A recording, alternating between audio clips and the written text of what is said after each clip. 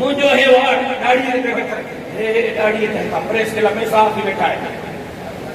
तो यूसी हाराइंदो मौलवी साहब ये पे करे मौलवी साहब यूसी हाराइंदो वरी जे पे हाणे त पोलिंग खां बि हेठि ईंदो पोलिंग ते हाराईंदे छा कयो मां सोचियो त यार मां यूसी कीअं हाराईंदुसि हे पाड़े जा मुअस्सिस मुंहिंजे साम्हूं वेठा आहिनि हिननि जे दिल ते बि हिननि जे दिमाग़ ते बि ख़ालिद महमूद सुमरो आहे हिननि जे दिल ऐं दिमाग़ ते ख़ालिद महमूद सुमरो मां घर कीअं हाराईंदुसि तव्हांखे पे सम्झ में कोन आहे भाउ नासिर खे चवंदा हे चैलेंज करो त वटि यूसी छा कंदा कीअं यूसी हाराईंदा मूंखे त सम्झ थो अचे शौक़ु पूरो कनि अच्छा ख़बर करे पई हिकिड़ो वार्ड शहर मां कढियमि शहर मां 9 किलोमीटरनि ते यूसी ठाही अथऊं असांजी 9 किलोमीटर ते 18 ॻोठ विधा अथऊं ऐं वरी मज़े जी ॻाल्हि इहे 18 ॻोठनि वारा